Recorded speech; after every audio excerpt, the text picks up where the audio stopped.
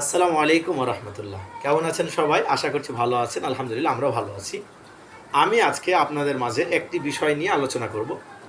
আপনাদের সাথে বিষয়টা শেয়ার না করে আমি পারলাম না, কারণ এখন বাংলাদেশে এটা ফেমাস একটা বিষয়। পুলিশের সাবেক আইজিপি মহাপরিদর্শক বেনজির আহমেদ। তা আমি বেনজির আহমেদের বিষয়ে একটু কথা বলতে চাই, আপনাদের সাথে শেয়ার করতে চাই যে বেনজির আহমেদ ঢাকার গুলশানের মতো জায়গায় একদিনেই 4টা ফ্ল্যাট কিনেছেন। আমি যতটুকু খবরে দেখলাম, 4টা ফ্ল্যাট উনি অনেক কম দামে কিনেছেন। এক একটা ফ্ল্যাট হয়তো 50 লাখ 60 লাখ এরকম টাকায় কিনেছেন।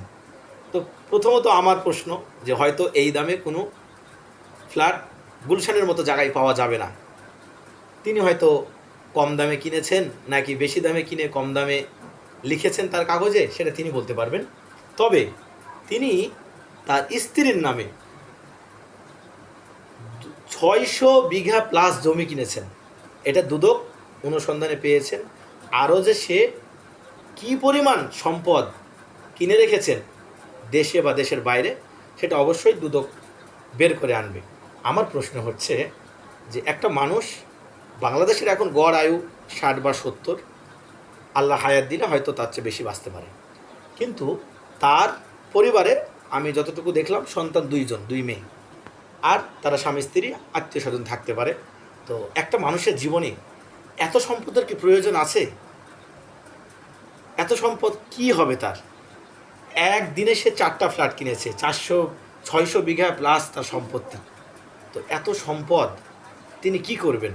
এত সম্পদ দিয়ে তার কি হবে? মানুষের এই সম্পদ তিনি করেছেন, কিন্তু সেটা কাদের টাকা থেকে করেছেন? আপনার আমার জনগণের টাকা থেকে কিন্তু করেছেন। আজকে আপনি দ্রব্যমূল্য কিনতে পারেন না, দ্রব্যমূল্যের এত দাম, জিনিসপত্র কিনতে পারেন না, কারণ অনেক দাম।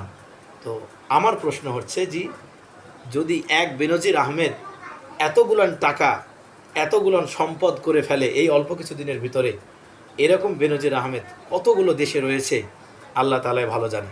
যাই হোক, আমি আপনাদের সামনে বিষয়টা শেয়ার করলাম। আপনারা অবশ্যই এটা নিয়ে অনেকেই ভাবছেন, অনেকেই ভাবার ভিতরে আছেন। আমিও চিন্তা করছি বিষয়টা নিয়ে যে আসলে এত সম্পদ কি করবে তারা। ভালো থাকবেন। আল্লাহ হাফিজ। আসসালামু আলাইকুম রহমতুল্লাহ।